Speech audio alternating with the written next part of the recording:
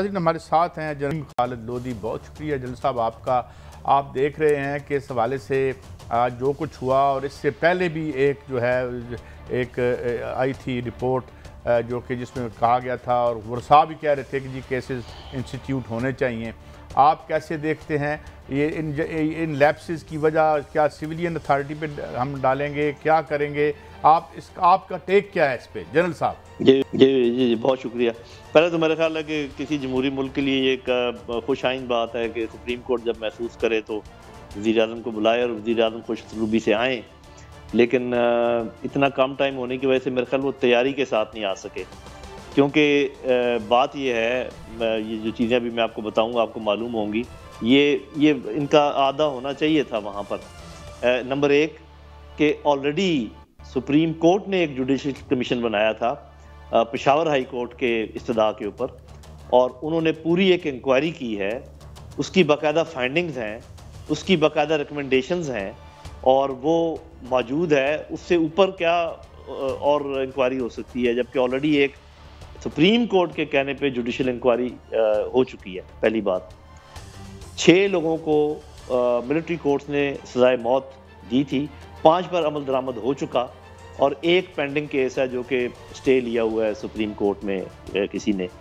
4 army officers کو سزائیں دی گئیں کس بھی وجہ سے کہ انہوں نے کوئی لیپس کیا یا آپریشن صحیح طریقے سے نہیں کیا یا ڈیلے کیا، آلریڈی ان کو سزا مل چکی ہے۔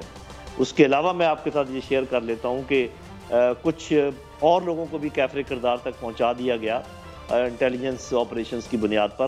ان کی زیادہ تشہیر اس لیے نہیں کی جاتی کہ پھر وہ قانون پھر حرکت میں آ جاتا ہے اور ایکسٹرا جوڈیشل کلنگ اور اس قسم کی بات چیت شروع ہو جاتی ہے۔ تو یہ وہ حقائق ہیں جو کہ وہاں پر پیش کرنے چاہیے تھے۔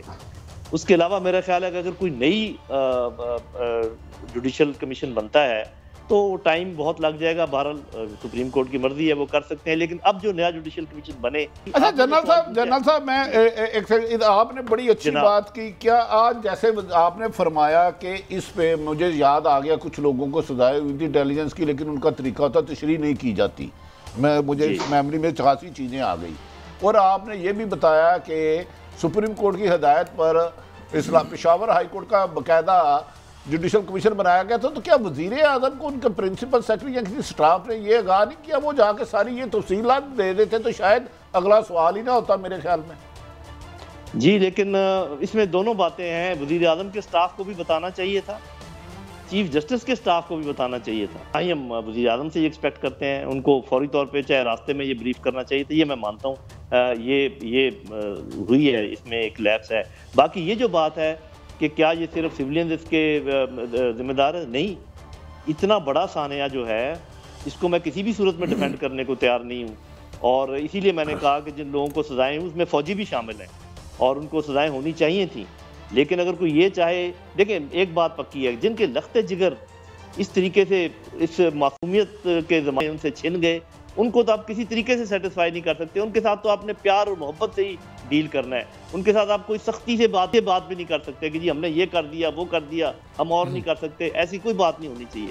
ان کے ساتھ لگاتار ہمدردی کرنی ہے، اور یہ بھی میں مانتا ہوں کہ ان کے بہاف کے اوپر اسٹیٹ جو ہے خون بہا یا کسی کو معاف نہیں کر سکتی، ان کو آپ کو لینا پڑے، لیکن جتنے لوگ انوالو تھے نا اے پی ایس کے سانے میں، میرا خیال ہے کہ یہ لسٹ دینی چاہیے تھی وہاں پر، ان کو زیادہ تر کو کیفر کردار تک پہنچایا جا چکا ہے۔ کچھ لوگ ایٹ لارج بھی ہیں جنرل صاحب، آپ نے ہمیں بتایا کہ بہت سے لوگوں کو کیفر کردار تک پہنچا دیا گیا ون وے اور دی ادر، جس طرح آپ نے بات کی، کیا کچھ لوگ ابھی بھی ایٹ لارج ہیں اور دے آر بینگ پرسوڈ اور ان کا پیچھا کیا جا رہا ہے؟ جی ایسا ہوگا، ابھی چونکہ میں کافی عرصے سے میرا تعلق نہیں ہے اور انٹیلیجنس کی چیزیں ایسے بار شیئر بھی نہیں کی جاتی، تو میرا نہیں خیال کہ وہ ہو رہا ہے یا نہیں ہو رہا، مجھے معلومات نہیں ہے اس سلسلے میں، لیکن اچھا جنرل صاحب ایک آنریبل جج صاحب نے کہا کہ میڈیا رپورٹس کہہ رہی ہیں کہ پاکستان کی جو حکومت ہے وہ ظالموں سے مذاکرات کر رہی ہے، اگر کلیئرلی بات کی جائے طریقے طالبان پاکستان کی بات ہو رہی ہے، میں آپ سے آپ کے ایکسپیرینس سے ایک چیز سمجھنا چاہ رہا ہوں، یہاں پہ لیگل یہ میں بتایا گیا کہ ان سوائے ان کے ورثہ کے ان کو معاف کوئی نہیں کر سکتا، پاکستان کی ریاست معاف نہیں کر سکتی۔ میرا آپ سے سوال یہ ہے کہ پاکستان میں یہ کہیں پہ ایسی بھی آوازیں آتی ہے کہ اگر کوئی سیٹلمنٹ ہو جائے، اگر وہ معافی مانگ لیتے ہیں، اگر وہ دہشت گردی چھوڑ دیتے ہیں تو اس میں کیا برائی ہے کہ ان سے مذاکرات کیے جائیں؟ ایک سوچ یہ ہے کہ جن کے بچے چلے گئے وہ تو قبروں تک کیا ہزاروں سال کبھی معاف نہیں کریں گے۔ آپ کیا سمجھتے ہیں کہ پاکستان کے لیے کیا بہتر ہے؟ کیا ان سے مذاکرات کیے جائیں کہ ان سے دروازے بند کیے جائیں؟ جی دیکھیں، میں آپ کو فوجی نقطہ نظر سے دو باتیں بتا دوں، پھر میں اخلاقی اور قانونی پہلو کی طرف بھی میں آتا ہوں۔ فوجی نقطہ نظر، ایک پہلی بات، آج تک ایسا نہیں ہوا ہسٹری میں کہ جیتنے والے اس بات پہ مصر ہوں یا یہ ضد کریں کہ جب تک میں ہارنے والے کا آخری بندہ نہیں مار دیتا میں تو کوئی بات نہیں کروں گا۔ ایسا آج تک نہیں ہوا۔ جرمنی کو ڈیفیٹ ہوئی، 2 دفعہ ہوئی، ابھی IRA کے ساتھ بات چیت UK والوں نے کی، ابھی امریکی چھوڑ کے گئے ہیں افغانستان کو۔ آپ مجھے کبھی کوئی تاریخ میں یہ نہیں دکھا سکتے کہ جب تک انہوں نے آخری بندہ مار نہیں دیا نا اس وقت تک یہ جنگ ختم نہیں ہوئی۔ ارے بھائی، جنگ ختم کرنے کے لیے ہاری ہوئی سائڈ کو کے ساتھ مذاکرات کرنے پڑتے ہیں اور آخر پھر وہ 0-0 ختم ہوتی ہے۔ ورنہ اگر ان کے 500 بندے بھی مثال کے طور پہ رہ گئے تو ہم اگلے 20 سال تک، ٹھیک ہے ہفتے میں ایک بار واردات ہوا کرے گی، مہینے میں ہوا کرے گی، لیکن آپ ہر وقت ٹینشن میں رہیں گے، الرٹ رہیں گے۔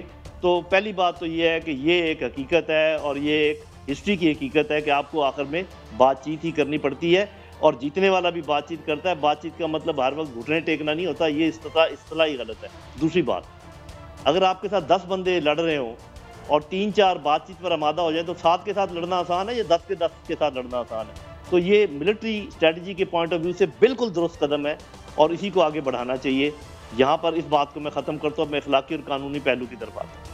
دیکھیں، جو بات چیت کر رہے ہیں لوگ وہ بھی بیوقوف تو نہیں ہے۔ پہلی بات تو یہ ہے کہ APS کے تو زیادہ تر لوگ ٹھکانے لگا دیے گئے ہیں، اگر کوئی ایک آدھ ہے تو اس کو معاف قطعاً نہیں کرنا چاہیے، اور بھی بلکہ جو لوگ ہیں جنہوں نے ہینیس کرائم اس قسم کے کیے ہیں ان کو معاف نہیں کیا جا سکتا، جن کا NDS کے ساتھ تعلق تھا، RAW کے ساتھ تعلق تھا، ان کے اشاروں پہ چل رہے تھے۔ بہت سارے لوگ لیکن ایسے ہیں جو فٹ سولجر تھے، جو اسلام کے نام پہ گمراہ کیے گئے، جن کو پیسے دے کے ان سے کام کروایا گیا، مرسنری بنا دیے گئے، اور بھی گمراہ لوگ ہو سکتے ہیں۔ تو بہت سارے لوگوں کو معاف کیا جا سکتا ہے اور کچھ کو معاف نہیں کرنا چاہیے۔ یہ کوئی بلینکٹ ورڈکٹ نہیں دی جا سکتی کہ جی یا بات ہوگی صاحب بڑا یا بات ایک نہیں ہوگی۔ بیلنسڈ ویو آپ نے دیا ہے اور ہمیں یہ بھی بتایا ہے کہ ان پنشڈ نہیں گئے، جس سے میرے خیال میں زخموں پر کچھ نہ کچھ پھاہے تو رکھے گئے ہوں گے اور شاید کچھ لوگوں کو پرسیو بھی کیا جا رہا ہوگا۔ بہرحال سے یہ ہم بریک پہ جاتے ہیں، بریک سے واپس آئیں گے تو دیگر جو ایشوز ہیں حکومت کا مشترکہ اجلاس کے حوالے سے، قیمتوں کے حوالے سے، اس پہ بات کریں گے۔ ہمارے ساتھ رہیے۔ ویلکم بیک ناظرین، ہمارے ساتھ موجود ہیں محترمہ مریم اورنگزیب صاحبہ جو کہ ترجمان بھی ہیں اور مرکزی رہنما ہیں مسلم لیگ نون کی۔ Welcome to the show madam. میں اس حوالے سے سوال رکھتا ہوں، پھر میرے پینلسٹ بھی آپ سے بات کریں گے۔ یہ مشترکہ اجلاس جو ہے اس کو ایک تو مؤخر کر دیا ہے حکومت نے، اس میں کیا حکمت آپ کو نظر آتی ہے؟ اور ساتھ ہی یہ بھی فرما دیں کہ اب کیا حکمت عملی ہوگی؟ ہم سوچ رہے تھے کہ شاید نو کانفیڈنس پنجاب میں ہوگا، کیا ہوگا، تو کیا خد و خال ہو سکتے ہیں آنے والے دنوں میں؟ کچھ قوم کو آپ اعتماد میں لیں گی؟ جی محترمہ۔ جی بسم اللہ الرحمن الرحیم۔ سب سے پہلے تو میرے خیال میں یہ جتنے اب بیانات آ رہے ہیں یہ صبح کی، اور آج جب لنچ ہوا عمران صاحب نے، جب وہ بڑے اوور کانفیڈنٹ تھے جو ان کی عادت بھی ہے، تو انہوں نے کہا جہاد کریں اور EVM کو ووٹ دیں۔ یہ ان کے بیان چل رہے تھے ٹی وی کے اوپر، اور اسی میں جو ان کے اتحادی ہیں اور ان کے اپنے حکومتی اراکین، یہ مت بھولیے کیونکہ اتحادیوں کی تو ایک الگ رائے ہو سکتی ہے، لیکن اپنے اراکین جو ہیں انہوں نے عدم اعتماد کیا ہے اس EVM کے اوپر، کیونکہ ان کو بھی معلوم ہے کہ EVM جو ہے وہ غیر آئینی، غیر قانونی، اور EVM تو ایک چھوٹی چیز ہے، ایک جو الیکٹورل ریفارم ہے اس کے اندر بڑی امپورٹنٹ بات ہے جو آپ لوگوں کو سمجھنی چاہیے کہ ایک آئینی ذمہ داری جو الیکشن کمیشن کو آئین دیتا ہے اس سے لے کر نادرا کو دے دینی، جو الیکٹورل لسٹ ہیں، جو الیکٹورل کالج ہے اس کی لسٹ جو ہے، وہ ساری چیزیں اس الیکٹورل ریفارم کا حصہ ہے۔ اور ہم 8 مہینے سے کہہ رہے ہیں جو ان کو، اور آج بڑا بیان دے رہے ہیں جی ہم نیک نیتی کے ساتھ گورنمنٹ اپوزیشن کے ساتھ مشاورت کرنا چاہتے ہیں۔ بد نیتی سے جوائنٹ سیشن بلا کر آپ اچھی نیت کے ساتھ مشاورت کرنا چاہتے تھے۔ مشاورت وہ ہوتی تھی جو 2017 میں مسلم لیگ نون نے 2017 کا الیکٹورل ریفارم بل یونینمسلی پارلیمنٹ سے پاس کرایا تھا، جب یہ کنٹینر پر کھڑے ہو کر ہمیں گالیاں دیتے تھے، سول نافرمانی کی کالز کرتے تھے، اس وقت بھی ہم نے ان کو اس مشاورت میں شامل کیا تھا۔